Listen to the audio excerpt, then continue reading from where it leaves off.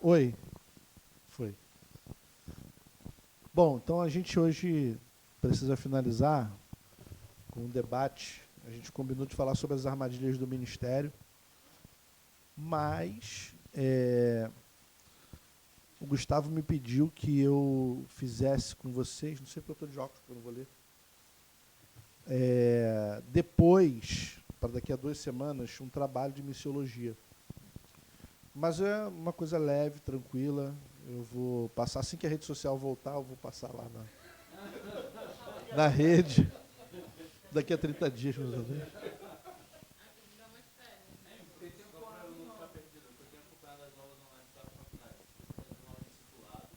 E missiologia eu assumi no meio, é.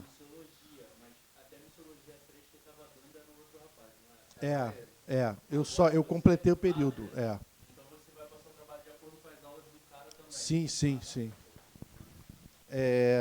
Mas, assim, tem coisas que a gente precisa conversar, que a gente começou na aula passada, e aí foi um acordo que a gente fez de fazer um debate para a gente encerrar, né? Eu separei alguns pontos, mas vocês podem acrescentar outros. Por exemplo, o primeiro ponto que eu separei para a gente conversar é sobre as armadilhas do Ministério no sentido de coisas que são resistências nossas. Por exemplo, um dos problemas que o ministro ou líder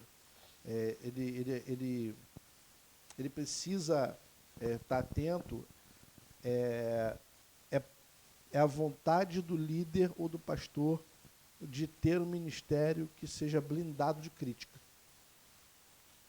Entendeu? Então, assim, a resistência à crítica é uma armadilha para o ministério. Por que isso? Porque se você não é criticado, você não pode melhorar.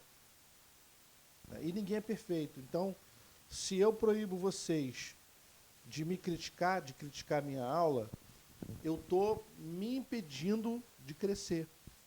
Por quê? Ah, mas a crítica tem que ser construtiva. É bom que seja, mas nem sempre é. Às vezes a crítica vai ser uma crítica destrutiva mesmo. Vai ser uma crítica, um falar por falar, alguma coisa do tipo, né? Que tem que aprender a lidar, porque o contraditório, em qualquer instância, ele traz crescimento. Qualquer uma. Se for um troço que não serve para nada, pelo menos vai servir para você aprimorar sua paciência.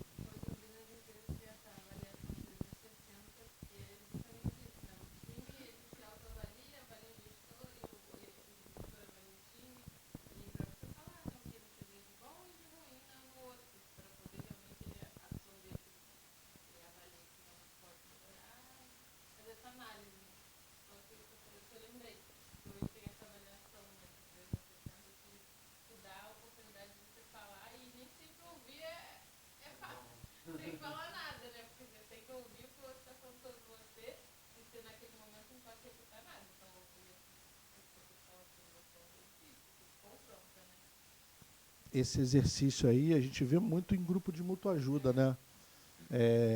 É a partilha sem retorno. Você não pode. É muito ruim isso. Você abre, né, a tua vida e deixa o pessoal partilhar a respeito de você, mas você não pode retornar, porque a gente tem um problema, e esse problema ele se reflete na vida, que é quando alguém vira e fala o seguinte: Márcio, a tua aula está pecando no conteúdo. Automaticamente eu já vou. Não, peraí, mas. Eu, se eu não. O caso é automático. Jesus, né? Ele chega pro cara e fala assim: vem cá, e você? O que você diz que eu sou? O que você acha? O que dizem aí que eu sou? Ele não teve nenhum problema, não, cara. Teve um cara que falou que tu é um profeta. Não, tu é um enviado, tu é. Você não é ninguém, você é um louco. Você e ele estão vendo. E você? O que você diz que eu sou? Pois é, e assim, no caso de Jesus, eles compararam Jesus a 2 ou 3 profetas duríssimos, né? Ah, dizem que você é Jeremias, né? Jeremias era um profeta duríssimo, cara que ia lá e bancava mesmo, batia pesado. Não, não, dizem que você é João Batista. E o terceiro é Elias. Dizem que você é o Elias. Aí e Jesus, cara, ouve aquilo tudo e faz e vocês que. Aí Pedro vai lá e traz aquela sacada do céu, né? Você é o Cristo, o Filho do Deus vivo. Pronto, aí Jesus fala assim, não foi carne nem sangue que revelou a você, foi meu Pai. Vai tirar o 10 lá na frente, não faz E depois tira zero, geral. Depois tira zero, geral. Bota a faixa e toma queda. E assim, a gente percebe que o ministério, ele é cheio de... Sujou. Tô quieto, na minha, não fui eu. Nem foi Queca. Mora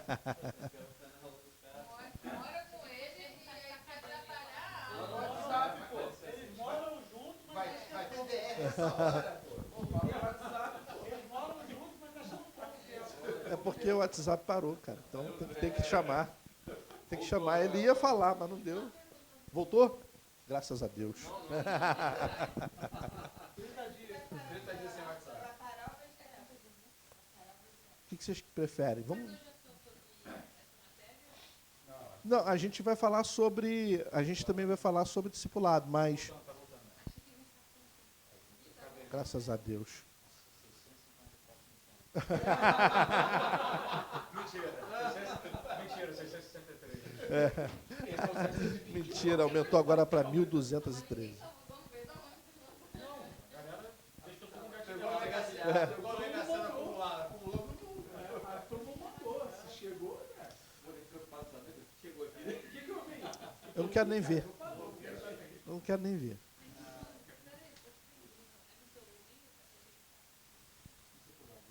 Não, agora a gente vai falar, a gente combinou o que na semana passada? Vamos falar sobre, fazer o debate sobre armadilhas do ministério. Vamos falar sobre a questão do suicídio pastoral também, né? Os dois tempos, Só que, pode falar. Se vocês quiserem parar, a gente para. Se não quiser, a gente vai direto e para antes. Termina antes, direto. Então já é, beleza.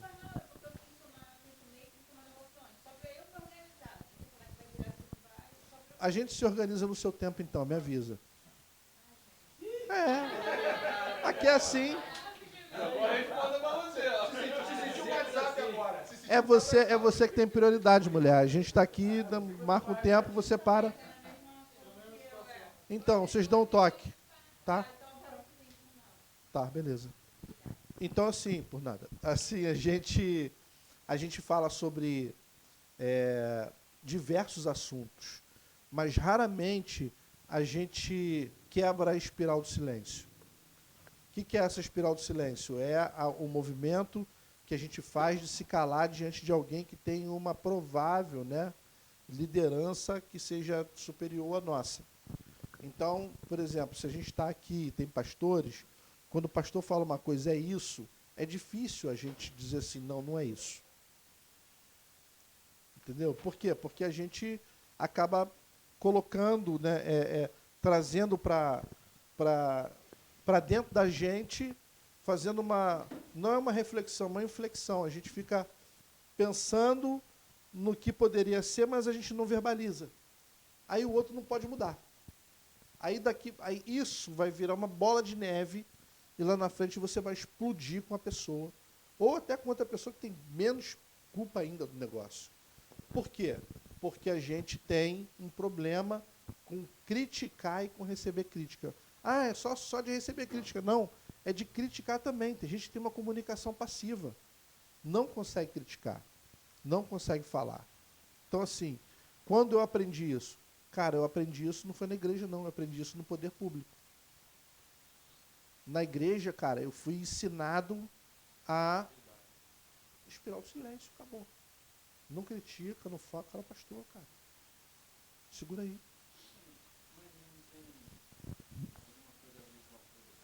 Tem. Porque quando você foi falando, já foi na minha cabeça no automático.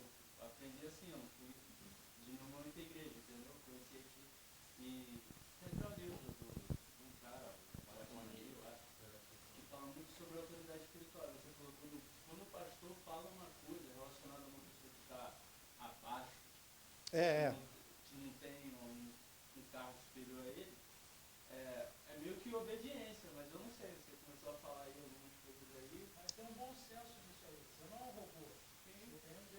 pensar e perguntar. Questionar. Até procurando, né? A questão não pode dar uma direção. Você Até pode porque o Atmani também é da China, né, velho? Sim, a questão é que eu tive várias pessoas no partido assim, e já vi o Gustavo também, e a gente chega num debate e ele fala assim, então, vamos ver, Falar vamos tudo, você morre. Você pode Mas até a gente falar. chega num diálogo, e as condições a gente chegar a um diálogo, chegar a um denominador, e ele fala assim, beleza, mas faz pela fé? Aí se morre a conversa. Entendeu? Não é. Com o espírito de você Não, porque a cabeça já concordar, está se encaixando. obedecer. Entendi. Sendo diferente dele falar e, ok, não ter nenhum, não Sim, eu acho replicar que e eu acho que é pior você não guardar. questionar algo. Acho que é pior você guardar essa semente e ela crescer e dar fruto. É. Tem muito tempo que dá uma hora não fala nada e É. vira as costas, faz tudo o contrário. Fala Sim. vira as costas, Não, não e assim obedecer também o que nada. acontece. Isso que é o problema. O cara tem muitas vezes que ele está sinceramente certo e equivocado. Acontece muito isso. Você está olhando por uma situação ali, está olhando só aquilo ali, e ele está certo com aquilo, ele tem certeza e completamente equivocado sobre aquilo. Porque Sim. ele está olhando só de um lado, cara. E foi uma coisa que o próprio Buda mesmo falou, cara, todo ponto de vista é certo. Você É tá um olhando- ponto, né? É um ponto, né? Todo mundo Ele está olhando só daqui para lá, mas e o todo? Porque o cara não sabe, por exemplo, eu vou aqui, eu quero botar 10 ar-condicionado aqui embaixo dessa obra tal, olhando para eu discordei para dentro, tá ligado? Eu entendi. Eu vou botar, vou fazer, vou botar ar-condicionado, vou puxar. Discordei e deixei. Ele aí, vamos fazer? Eu falei, não dá. Ué, mas por quê? Eu falei, não, por causa disso, ele deu assim, isso é muito claro, bicho. É. Deixa o cara comprar um monte de ar-condicionado de 30 mil, 60 e chegar aqui e mandar botar, pô, eu vou botar fogo na igreja. Aí eu mostrei para ele o outro lado. Eu ponderei com ele, lógico, entendeu? Sem passar por cima, sem Agora, se você quiser, você quer que faça, faça agora. Sim, eu já vivi situações Mas assim. eu te Eu faço trabalho na área de saúde, então, o que acontece é isso. Mas se você tem uma visão, eu vou pelo seu lado, porque os livros me trazem. Sim, eu falei várias vezes. Então eu acho que eu não vou botar tudo isso para lá. Não, é para ele falar mesmo. É porque você levantou o dedo. O que acontece, né? Na verdade, muitos problemas podem ser resolvidos através até de uma crítica. Porque às vezes a pessoa não sabe que tem esse problema. Você não sabe que ele tem esse problema através, mas é como é feita essa crítica, né? E no meio cristão, a gente aprendeu isso até nos louvores, né? Questiona ou adora. Não pode fazer as duas coisas. Sim. Por que não questionar e por que não adorar junto? Não é um paradoxo isso, não é uma coisa contrária. E a gente acaba aprendendo isso nos louvores, a gente aprende, o que o cara falou e acabou. E às vezes o cara está vendo uma visão, né, dele, às vezes É, porque crer é também pensar, né? é a razão.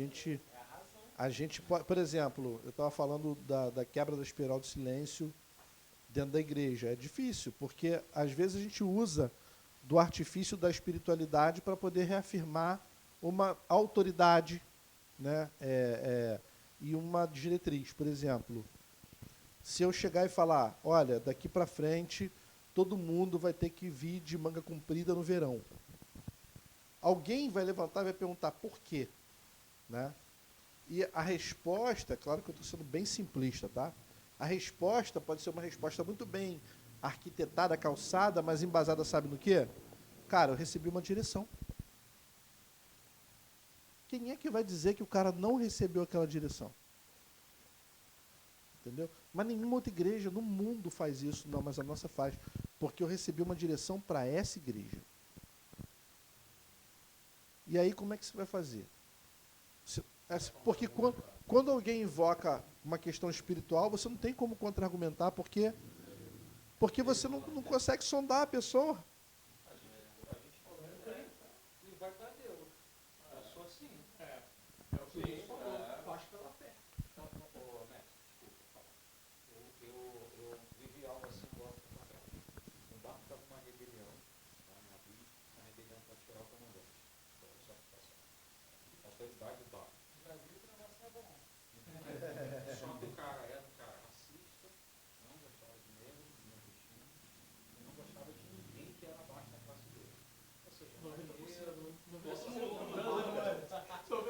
seja, todo mundo. Não tem nada também, né? E nada para ele, pera a mesma coisa. Um cara extremamente corrigido, lá, se eu pudesse evitar falar com você que você não é um nada. E esse nível, o troço é nesse nível. Imagina você ficar preso 35 dias com um cara que trata você igual um bicho, entendeu? Era isso, bicho, assim que ele tratava a gente. Eu vou reportando, que eu vou falar mais preso, que eu vou dar faca também. Eu vou pegar a pena, mas vai. Aí tal, o que é que esse cara... Aí eu vi aquilo e a vontade de se rebelar, porque todo mundo tem razão. De fato, o cara desse não está no nosso meio. Só que ele é um comandante. É. Ele representa Deus. Aí eu chamei o cara, o irmãozinho, no outro lado do meu Deus.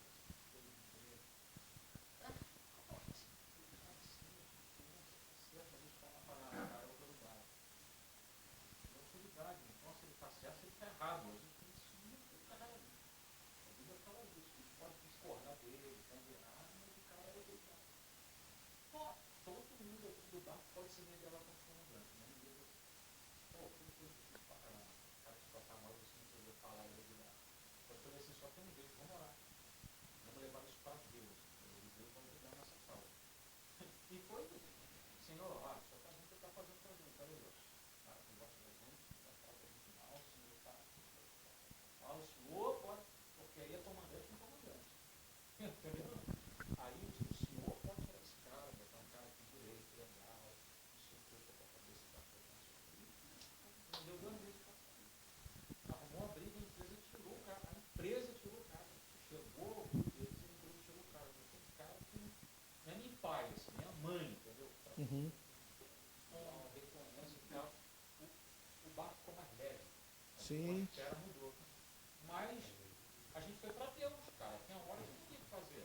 É. Não podia falar mal dele, entendeu? Não podia tentar acordar uma cascaia do cara. Porque eu ia cair no erro. E eu ia ficar mal. Aí eu fui para Deus. Eu acho que Deus tem que ser assim. Pô, falou com o pastor e tal. É isso que Deus falou. Não, mas vai ser assim, dentro da direção, acabou comigo. Acabou, eu vou cumprir. Mas se é uma coisa que você está vendo que vai dar ruim, que pode dar ruim, eu vou para Deus. Entendeu? Por... Eu penso, viu, assim, se Deus te deu uma visão, ainda mais eu na minha área profissional, eu trabalho com isso, me deu uma visão.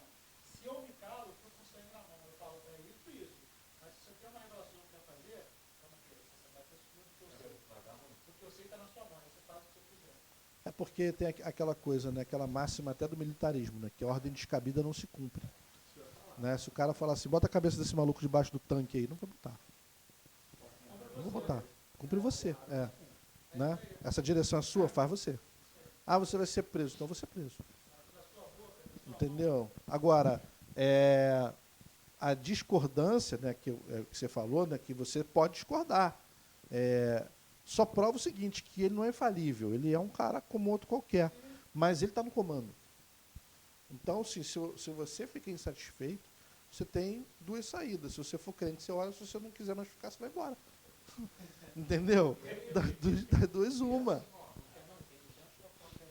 Exatamente. Então, assim... O ruim da segunda é que ela não tem crescimento, né? Aprender a lidar por dia, não aprender a lidar com a situação que não vai. Toda vez, aí pega 3 comandantes assim, sai dos 3 lugares. Não vai parar em lugar nenhum. Aí no casamento vai ser tudo, porque não se acostumou a lidar com isso. A gente conversou com uma pessoa, cara, eu fui falar da Branda. O cara falou, rapaz, se a gente falou nesse dia, o cara se sentiu ofendido, não pode ter emprego no lugar nenhum, não pode ligar pra mulher.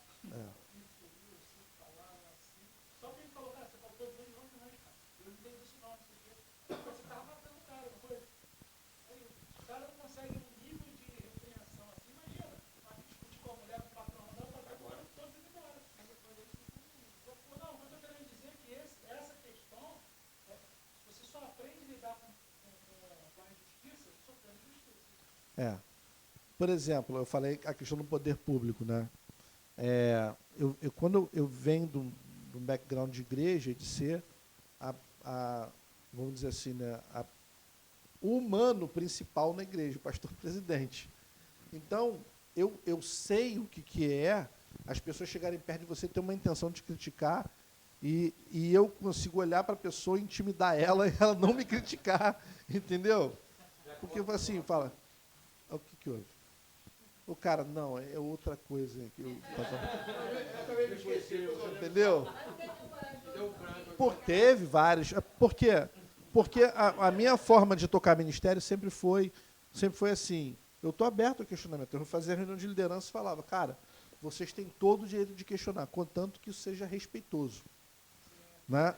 O único requisito que eu estabeleci é o seguinte, vocês precisam ser respeitosos, porque a gente está aqui dentro da igreja, de um grupo de irmãos. Né?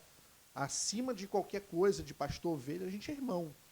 Então, eu não vou aceitar desacato de irmão para irmão aqui, né? Não vou proteger aqui, na medida que eu puder, para a gente poder ter um diálogo legal. Às vezes tinha um choque mais forte, tinha.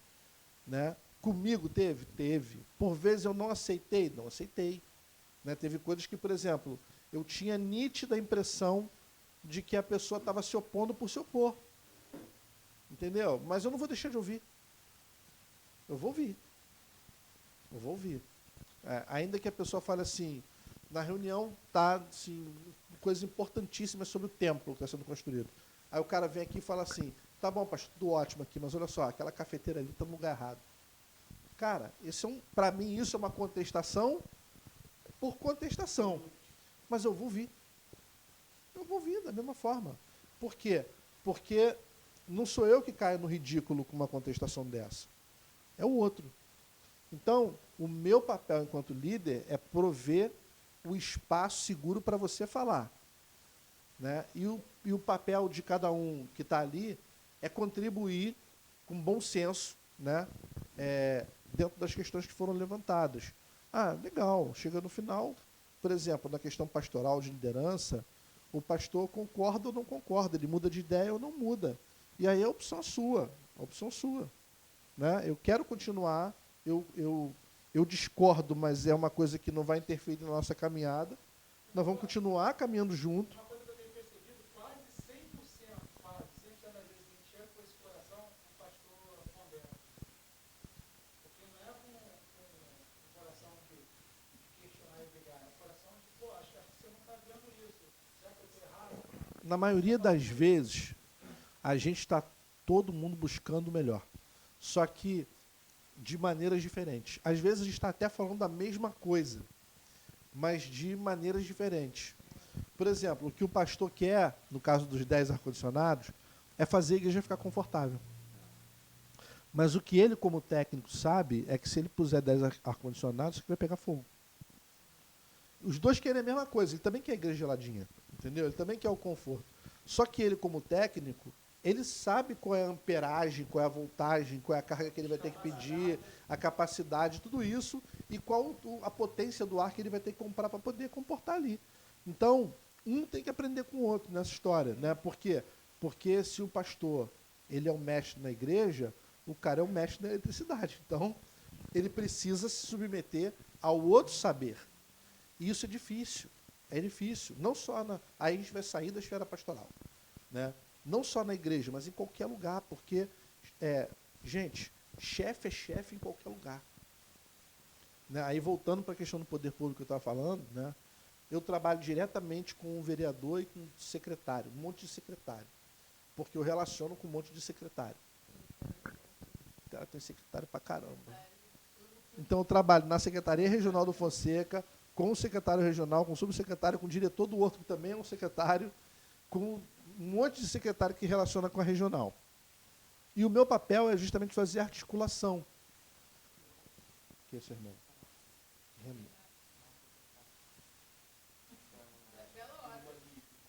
Ele é da Emusa? Não, ele é secretário do secretário. Pô, caraca. Depois a gente conversa melhor. Vamos ver se ele descola um Fatium para mim lá na Emusa. Então, assim, a minha função é chegar para o vereador e falar assim, cara, o equipamento lá, né, o local, ele está assim, assim, assim. Eu fiz uma pesquisa, fiz uma avaliação, ele pode melhorar se você fizer isso, isso e isso. Essa pessoa que você quer botar aqui, não é a melhor pessoa, o melhor perfil é esse aqui. Eu estou falando isso dentro de um apanhado técnico da coisa. Tá, mas eu tenho uma dívida política não sei quem vai ficar aqui, eu não sei quem. Tá bom, com você mesmo. Sem mágoa, sem trauma, sem nada disso. É dele, cara. O mandato é dele, é tudo dele. Entendeu? Falar isso porque é a realidade dele. Eu vou falar, tudo bem, mas A minha questão é dar um parecer técnico. A questão dele é fazer política. Então, quem está com a caneta cheia de tinta na mão é ele, não sou eu. Então, ele faz o que ele quiser. tem um setor na qual eu não entro, porque não gosto, porque tem muita morte e financeiramente não faz diferença. Todo mundo, há 2 anos tentando botar para lá e falar, não vale a pena para mim, é mais tranquilo e tal. Aí minha chefe disse pro plantão, pô, vou botar você para lá, não faço não. Para morrer, não deixe na minha mão, verdade, porque eu não tenho experiência e não gosto. Se ele me botar para lá, eu vou ser obrigado, eu vou sentar e vou chorar. E eu vou ajoelhar e vou pedir a Deus. Estou pensando o quê? Você me casa eclesiástica, não vai ser assim mesmo, se orar não. Agora puxou a carteirinha de seria o que ela é, se é pastora, sei lá. Não adianta botar de novo, autoridade. É sinistro, Tipo super trunfo, né, mano? Bota o cara, bota Porsche, cara, Lamborghini Diablo.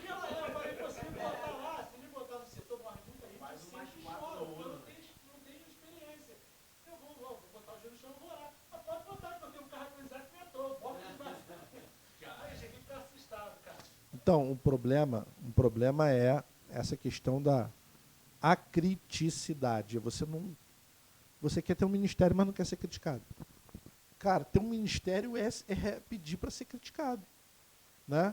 Ainda que você se feche para as críticas de dentro, as pessoas de fora vão te criticar. Então vai ter gente que vai dizer que você montou a seita, vai ter gente que fala que você é maluco, que a sua teologia é doida, enfim, vai ter crítica de todo lado. A grande questão é a gente entender como é que a gente lida com isso, porque se a gente não aprender a lidar com isso eclesiasticamente, a gente também vai estar limitado para a vida, porque quando você sair dessa porta aqui, as pessoas no seu trabalho, na sua escola, na sua faculdade, seja onde for, elas vão te criticar em algum momento. Então, assim, quem está falando aqui é um cara que tem problema com isso. Eu tenho problema com isso, né? Com relação a questão desse criticismo muito de neguinho ficar, mas por quê? Eu acho que isso tem um limite. Vira birra. Mas assim, embora me irrite, eu aprendi a transformar isso num exercício. Eu falo assim, cara, se está aí é porque tem algum problema, mesmo que seja um problema comigo, pessoal. Então vamos deixar falar, né? O outro problema que eu estava preparando esse debate aqui, é um problema dentro do ministério que assola muita gente, principalmente pastor, é com relação à finança. Às vezes a gente tem problema com arrecadação na igreja, mas a questão não é a arrecadação, a questão é a finança em si, é a questão financeira do pastor, por exemplo, né? O pastor não deveria se preocupar com dinheiro. Digo assim, com dinheiro dele ser remunerado. A igreja deveria ter um senso de que o pastor é o cara que está integralmente dedicado àquilo ali, então ele merece ser bem remunerado, né? Isso vai esbarrar na crítica, obviamente, porque se o pastor for bem remunerado, ele vai ser criticado, porque para quem está de fora, o pastor nunca faz nada, né? Não faz nada. É bíblico. Todo mundo quer cumprir tudo, menos quando vê o lado do pastor, normalmente não quer, né, ver esse lado. Até os presbíteros da parte do ensino, a Bíblia fala que deve ganhar salário dobrado, Sim, né, sim. Então você vai ver, agora quando o pastor, normalmente a ideia de um pastor, todo mundo quer ver um pastor andando a pé, um pastor que anda na chuva. Aí tem um irmão, não sei se foi aqui ou outra reunião, que contou um testemunho que pegou um ônibus, 48, o pastor estava na chuva, aí perguntou, pastor, por que você está aqui? Porque o irmão me criticou, porque eu passei e não peguei o irmão, então isso me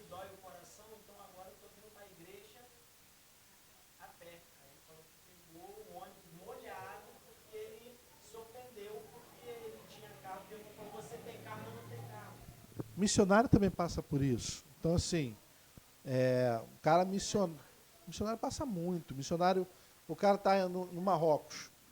Cara, ninguém sabe o que é o Marrocos. O Marrocos é um inferno para cristão. Aí o cara está lá, aí você fala assim, não, o sustento desse missionário são $3.000. $3.000! O cara faz a conta. O dólar está 5, são R$15.000 que ele recebe para ficar no Marrocos de perna para o alto. Ah, não, me manda para o Marrocos também, passeando. Cara, a gente não tem a menor noção do que é a perseguição no Marrocos, por exemplo. Então a gente faz essa crítica por uma questão financeira, pelo desconhecimento da questão financeira do cara que está lá. Então, assim, na cabeça das pessoas, e isso pode se tornar uma armadilha para o ministério, né? A gente tem a obrigação de suprir aquilo que é básico, entendeu? Se o pastor está aí, então a gente paga o aluguel dele, a gente, né, dá um dinheirinho, uma cesta básica para ele. Gente, eu estou cansado de ouvir isso. Muita gente mesmo falando disso. E aí ele se vira, ele vai ser bivocacionado, vai trabalhar secularmente, porque aqui não tem espaço para vagabundo, não.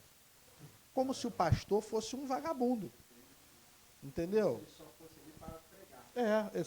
E assim, ainda que fosse isso, que ele fosse um líder de escola dominical, por exemplo, né? Tem muitas igrejas, aí já é o outro lado da moeda, que chegam para o ministro de música e falam assim, não, agora você vai ficar integral aqui. E pagam um bom salário para o ministro de música. Chamam o cara do ensino e falam assim, agora você vai ser o nosso ministro de ensino. E remunera o cara para ser ministro de ensino. É o outro lado da moeda, que também existe. Mas a gente não pode viver escravo dessa questão financeira. Por quê? Porque é bíblico. Né? Então, tanto o nosso ofertório, quanto a disponibilidade de dar com liberalidade. Dar com liberalidade é o quê? Quando eu coloco meu dinheiro no gasofilácio, eu não quero saber para que ele está sendo colocado lá. Eu simplesmente estou dando, porque eu confio na administração da igreja. Ah, mas o pastor João ganha R$52.000. O problema é dele. Entendeu? Que ele viva muito bem com R$52.000. É isso mesmo. Eu não vou, do meu livro, postar foto na churrascaria. Mas é isso que acontece. Por quê? Porque o pastor virou sinônimo de quê? De abnegação. O pastor tem que ser abnegado. O pastor tem que ir na chuva lá, no 48, no 58, no 15, sei lá. Mas ele tem que estar passando perrengue, a roupinha tem que ser uma roupinha que deram para ele. Nada contra os pastores que não têm condições, né? Mas assim, a gente precisa entender que quanto mais a gente dá honra a quem tem honra, né, mais a gente é honrado. Então, assim, como é que a Bíblia fala? Deus ama o que dá com alegria. Então, cara, tudo que não provém de fé é pecado. A Bíblia diz isso, né? Até ofertar sem vontade. Então, se você vai colocar o seu dinheiro no gasofilácio lá sem alegria, é melhor que não coloque. Melhor que não coloque. Exatamente isso. Pensamento que acompanha a igreja, eu acho que desde sempre, né? Tipo, que o ministério tem que ser pesado, o ministério tem que ser doloroso, tem que ser doído, entendeu? Você tem que sofrer, né? Isso Qualquer quando, ministério. Mas isso é quando é pro outro, quando é pra ele que tá lá. Aí muda a regra. Muda a regra.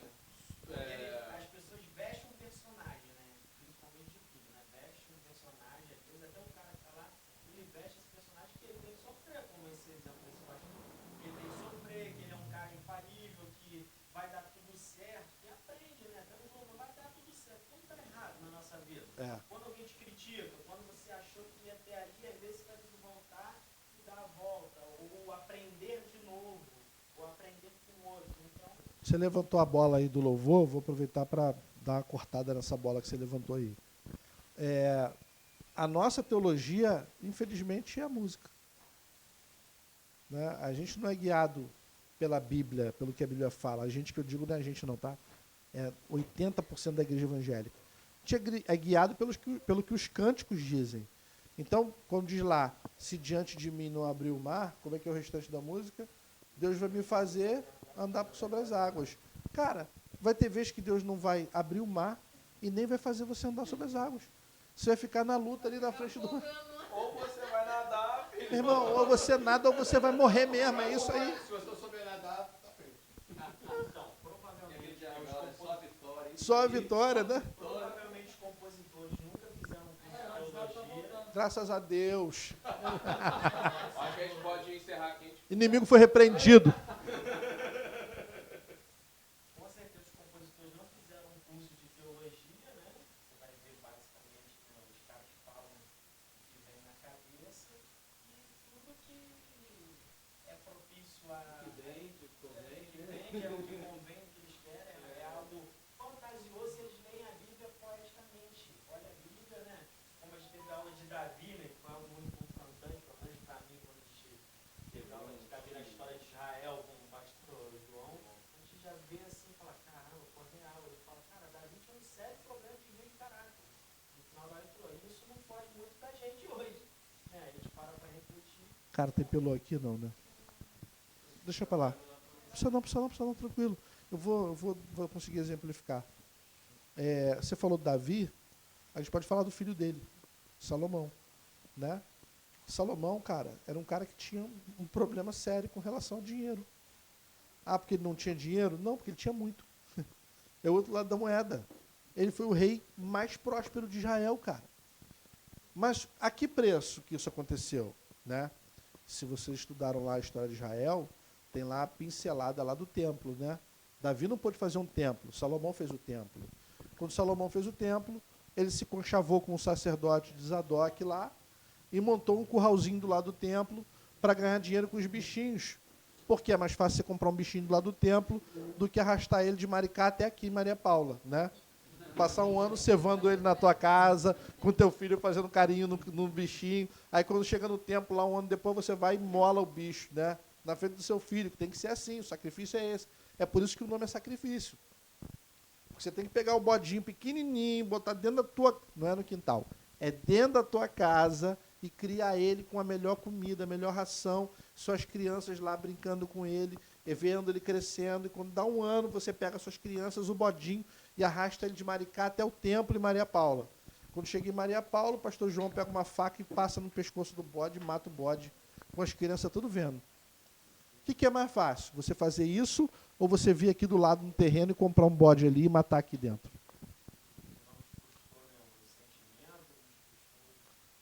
Custou só mais 40%. E aí Salomão foi fazendo o quê? Foi enricando. Mais 40%. 10 fica para o sacerdote, 30 você bota lá no Santo dos Santos. Né? Então, o primeiro movimento de Igreja Universal do Reino de Deus foi com Salomão lá. Né? Ele começou a movimentar esse negócio.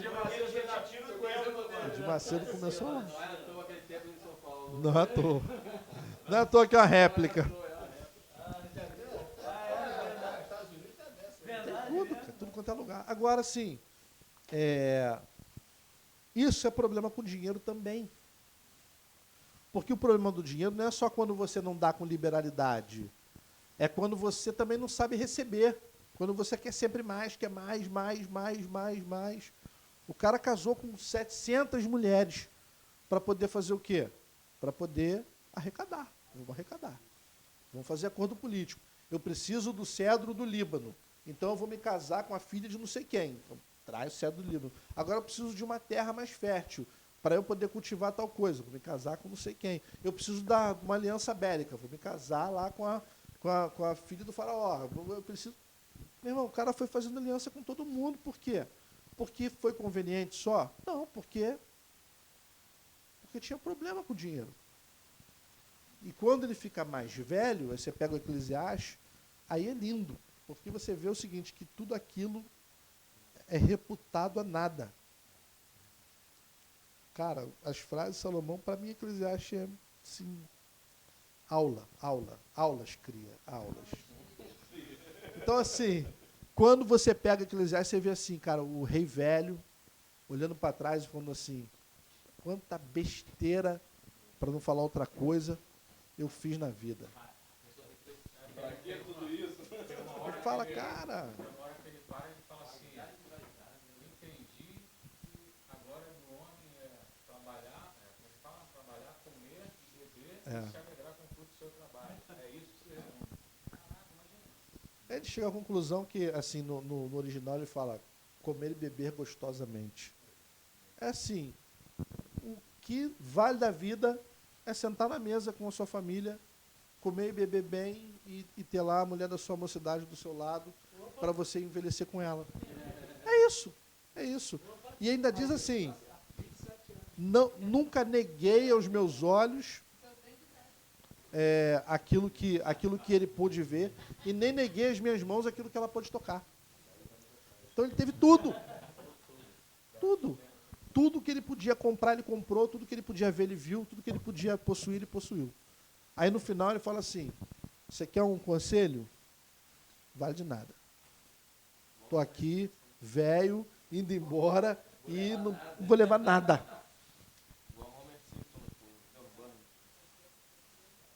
Relate, que eu estou desinformado. Você pode ter tudo nessa vida, mas só não pode ter uma coisa. O quê? Um dinossauro. Sabedoria romeriana. Márcio, a pergunta é, o que é pior? Morrer com essa certeza ou morrer com essa dúvida? Tem Ó, problema de pobre ou tem problema de rico?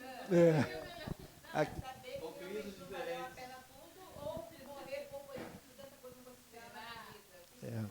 Assim, acho que o drama de... Ser feliz no Campo Novo ou chorar em Paris? Ficar triste na frente do Louvre. Chorar no Campo Novo ou chorar em Paris? Cadê chorar nisso? Chorar em Paris. Mas assim, quando a gente olha a trajetória de outros personagens bíblicos, a gente percebe que essa dúvida aí, ela se mostra em outros caras, né? Elias, por exemplo, quando ele vai para a caverna, ele vai para a caverna por um motivo que é o contrário do... Ele pensa assim, cara, não estou deixando legado nenhum, cara. Para completar, essa mulher me botou para correr. Entendeu? Então, assim, para ele lá, o peso dessa mulher ter me posto para correr é muito maior. Porque lá... Qual o legado que eu estou deixando? O legado que eu estou deixando é de um covarde. E mais 400 Baal, é. 150, ele mata os outros 150. Não, ele matou não, ele humilhou. E debochou, né? Debochou pra caramba. É. Você vê que assim, a estima dele naquele momento era tipo assim, de uma certeza de Deus mesmo. Vou te falar, muita confiança. É muita. Agora, a doideira é, num tempo de seca em Israel, ele manda montar o altar, fala assim, bota pedra, bota madeira, bota o sacrifício, deita água em cima.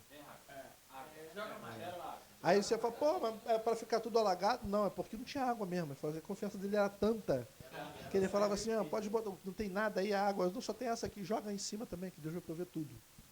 Então, assim, qual é a moral dessa história aí? A moral da história é que você pode fazer tudo. Você pode montar o altar, você pode colocar o sacrifício, você pode jogar água em cima, mas só Deus pode enviar a bola de fogo do céu para consumir tudo, só Ele.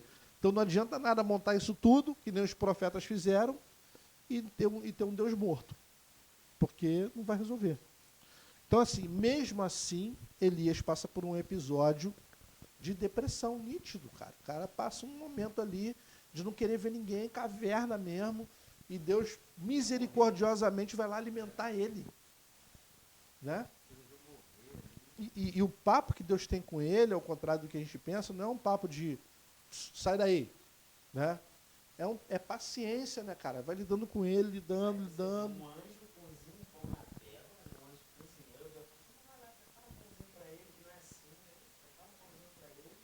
Aí ele vai e diz, olha, vai ter uma caminhada de mais de 40 dias, ele vai para o deserto de Berit, né? Vai lá, ou seja, todo um tratamento também no deserto, né? Ele fala, não, mas ó, já tem 7.000 lá. Ou seja, não é só você. É isso aí. E assim, o mais doido é que ele está esperando Deus falar na tempestade.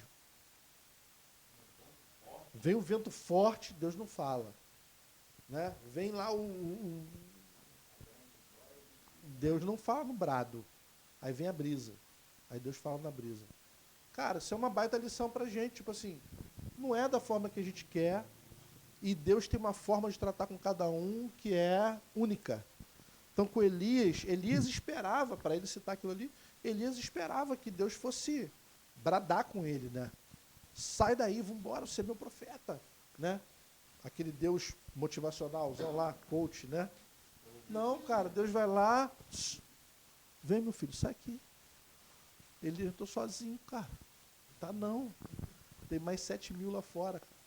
Vamos embora, estamos juntos, está todo mundo junto lá. Ele sai com outro pique. Mas por quê?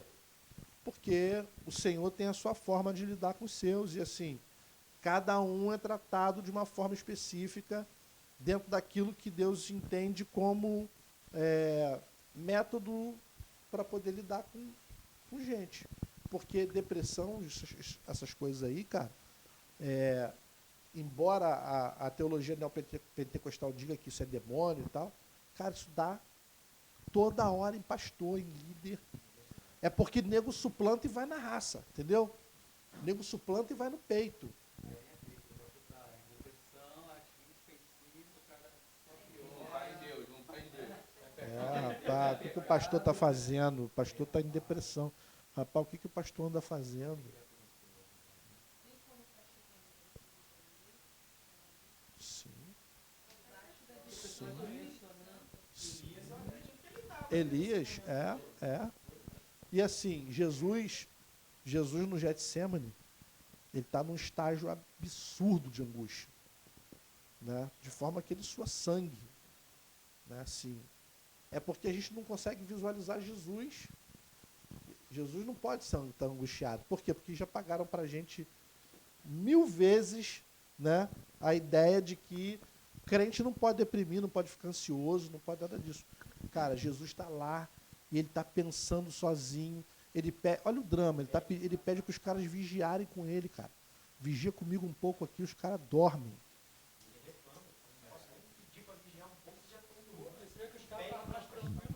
Os caras estão ali assim, Jesus, cara, vamos cair aqui mesmo. Se você parar para pensar, Jesus estava mais preocupado com os caras. Os caras dormiam de boa. Quem está preocupado? Não consegue dormir? Aleluia. Viu? Então, assim, quando Jesus está lá, e ele fala com o pai assim, pai, se for possível, passa de mim esse cálice. É a Vera. Não é cena, não. Ele está falando da Vera. Ele está falando o seguinte, ó, se for possível, vamos abortar a missão. Porque eu estou sofrendo pra caraca. E o que Deus dá de resposta para ele? Se tivesse outro jeito, eu faria. Vai em frente. Então, assim, o senso de missão de Jesus é maior do que a covardia dele. Entendeu? É maior do que o medo, é maior do que tudo. Por quê? Porque na hora qualquer um de nós recuaria sem pestanejar.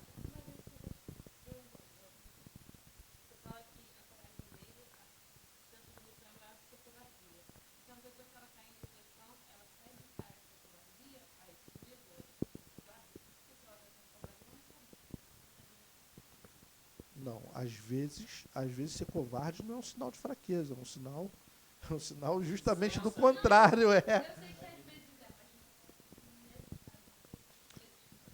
Não, assim, absolutamente. A gente tem uma ideia assim de retroceder nunca, né? Mas às vezes é preciso dar um passo para trás. Então, assim, assumir que está com medo, às vezes é uma virtude. Às vezes é uma virtude. Em qualquer parada. Procurar ajuda. Então, assim, Deus anda com esses caras apesar da depressão. Davi foi um caso desse.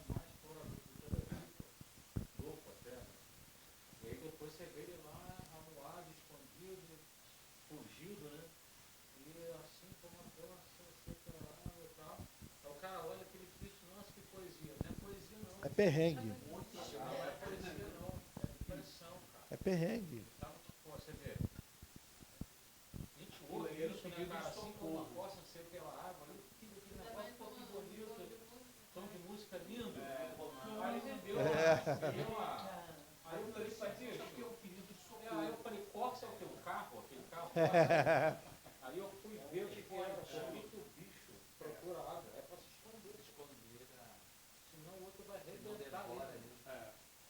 seja, eu quero me esconder igual aquele bicho ali, entendeu? É assim que eu tenho. Eu fico me escondendo porque eles podem me matar.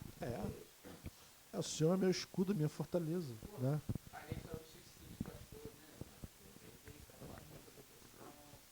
né? O pastor, ele sofre via de regra, ele sofre um isolamento. Aí você fala assim, não, mas tem um presbitério presente, tem. Cara, mas não tem jeito, o ministério é solitário. O ministério é solitário. Chega uma hora que você olha para um lado, olha para o outro. Já teve muitos momentos que eu olhava para minha esposa e eu falava assim, cara, ela pode falar? Eu falei, não tem que falar. Entendeu? Chegou um ponto que ninguém pode te ajudar. Você está numa encruzilhada do ministério, ninguém pode te ajudar, só Deus. Mas, por exemplo, isso também acontece muito quando o cara é pastor, tipo assim, não sei, pastor solto, assim, o cara que não tem outro pastor acima dele, né? Isso vai ser muito difícil. Até porque para você aconselhar o pastor é muito difícil. Exatamente, por exemplo, o João fala que existem coisas dele crise que ele tem que ir para o São Doval. Aí quando tal, pô, ele vai pro cabo da maçã, né? Ele tem sempre alguém acima dele. Tem sempre Porque alguém. na época que ele andou sozinho, ele tipo assim, não, cara, eu sou líder, eu sou presidente, e eu faço minha irmã, o cara Sim. andar sozinho é tudo doido. O ideal é que você tenha uma rede, né? Mas assim, Se for essa questão, sua mulher tem que falar, mas o falar daí que a sua mulher te ouvir te ajuda a aliviar a tua pressão de guerra. sim, Alivia a questão de você pensar em uma positivo. sim. É importante olhar, te ajuda, mas se te ouvir, ela ajuda. É porque assim, no meu caso, a minha mulher tem um ministério muito diferente do meu. Mas assim, a gente está sempre junto. Estava sempre junto nas igrejas, né, onde eu pastoreei e tal, pá. Mas chega um momento aonde você já falou tanto com a pessoa e a pessoa já está tão a par do problema que aquilo vira um senso comum. Você fala assim, cara, o que eu vou falar para você? Você já sabe de tudo. Então, assim, pode ir por mim. Tem um momento que só resta mesmo orar. Só resta orar e esperar a ação de Deus. É aquele negócio que Deus fala assim, para e vê o livramento que eu vou dar para você, porque não tem mais como, entendeu? Não tem mais ferramenta. E às vezes isso aí é até proposital para você ver o seguinte, cara, que o único caminho é Deus. Tem coisas, por exemplo, problemas familiares de terceiros que chegam para você e você fala assim, cara, como é que eu vou fazer para esse cara não matar essa mulher? Entendeu? E não adianta você chamar um ou outro, só vai agravar. Quanto mais aquilo passar de um para outro, piora. Mais divulgar. Então, cara, você pensa assim, cara, eu não tenho como tirar essa ideia da cabeça desse cara. Só Deus pode fazer isso. Então tem coisas que só o Espírito faz. Às vezes você usa uma palavra de sabedoria, você nem sabe por que você falou aquilo. É incrível, cara. E assim. Vai que eu vou ajudar a falar. E assim, nesses momentos onde eu falar para minha mulher assim, eu não tenho mais como falar com você, acontecia comigo isso. Alguém vinha falar comigo e alguém falar uma coisa comigo, me dava vontade de chorar na hora, assim, porque a resposta vinha assim, eu falava assim, caraca, então eu posso ficar tranquilo. Dava vontade de virar para a pessoa e falar assim, então eu posso ficar tranquilo? Porque a pessoa... Não, é sempre de alguém provável, cara. Esse negócio... Já tiveram várias vezes onde o Espírito Santo usou pessoas improváveis para chegar e falar uma coisa decisiva na minha vida. E às vezes pessoas de quem eu tinha um convívio, mas que eu hesitava de usar aquela influência, entendeu? Você quer ver? Uma vez eu passei um perrengue danado. Estava na igreja do Fonseca, não tinha dinheiro nenhum. Nenhum, zero. A gente não tinha pago aluguel, não tinha como receber, o sustento que vinha do exterior acabou. E eu falei assim, cara, eu não tenho a quem recorrer. A minha igreja era praticamente um acampamento, só tinha jovem. Então, todo mundo sem emprego, todo mundo duro. Eu falei, cara, como é que eu vou pagar o aluguel? Como é que eu vou receber? Como é que eu vou virar minha casa esse mês? Vai ser complicado pra caraca e tal, pá. E aí, assim, Deus foi fazendo item por item. E no dia que eu tinha que pagar o aluguel da igreja, eu já contei essa história. A gente chamou o Complexo J, que é uma banda das antigas, né, para tocar na nossa ceia lá. Eu não tinha nenhuma oferta para dar pro cara, nada. Os caras iam fazer toda a ceia lá pra gente. Eles vinham da igreja do Antônio na Barra para tocar em Niterói. Então eles chegavam em Niterói, eles montavam lá o set, tocavam.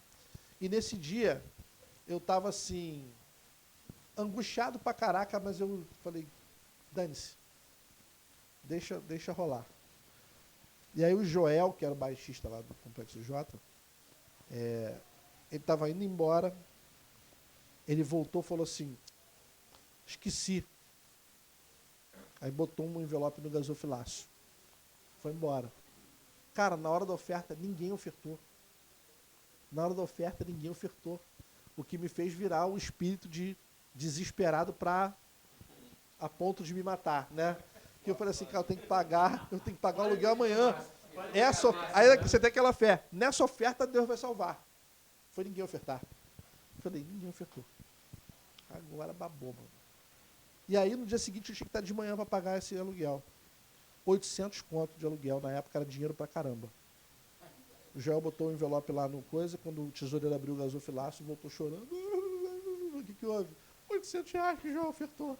800 reais cravado que ele ofertou. Aí eu falei, caraca, fui lá, paguei o aluguel. Falei, agora só falta o meu salário, né? Só falta tudo do meu salário, né? Na semana seguinte, não foi ninguém diferente na igreja, não houve nada.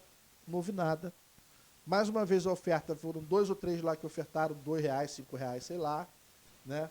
Um pastor amigo de São Paulo me ligou e falou, me dá tua conta que eu estou depositando um dinheiro para você agora. Eu falei, mas por quê? Não pergunta por quê, senhor, me dá tua conta.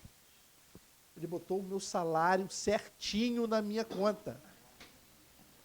Cara, então assim, tem coisas que são improváveis.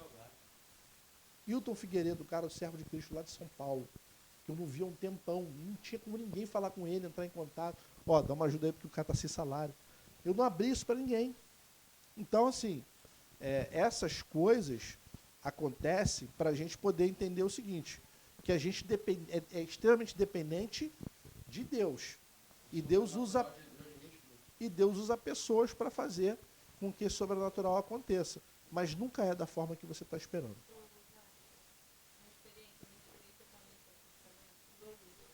Eu cresci ouvindo isso. Eu falei, beleza, vou casar, a gente não tem nenhum dinheiro, eu vou ajudar todo mundo à minha volta. Vou ganhar bastante coisa, e vai vir uma pessoa para me abençoar de um lado de outro, a gente não ganha quase nada. Hoje é só ter quase nada, faz nada. Aí, não, o tempo foi passando, eu tô esperando eu.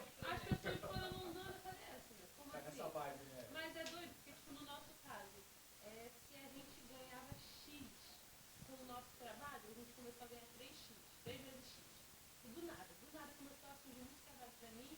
Douglas, eu não sei como, ele vivia com metade do salário dele bem, a gente ainda aproveitava o nosso namoro, o Senhor começou a prosperar muito do que a gente tinha e fez acontecer. No final, tipo, eu brinco com ele que quando a gente começou a organizar o casamento, eu estava negativa, eu tinha uma dívida, eu sanou essa dívida e a gente ainda fez todo o nosso casamento. Só que na minha visão, tipo, eu achava que isso ia acontecer com você, ia acontecer comigo. Aham. O improvável de Deus foi o contrário.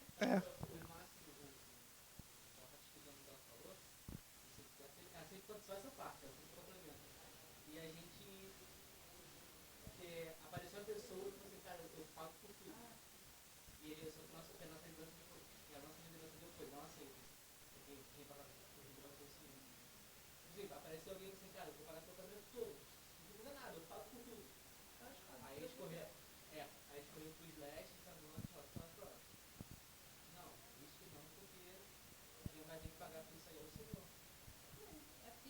Sem um nada no bolso. Nesse algo da direção. A gente Ele ia te prender, né? A pessoa ia te prender, né? estava precisando pra caramba. Não precisa não, a gente tem dinheiro. Nosso problema não é dinheiro não. E só para ratificar o que vocês estão falando, vocês prosperaram tanto, vocês foram quitar de uma vez só no plano de casais. Já começando a preparar o casamento, a quitar de uma vez. Gente, vamos dar um intervalo, são 8h20. É o quê? 20 minutos, né? Beleza. enquanto isso eu vou O problema não é dinheiro.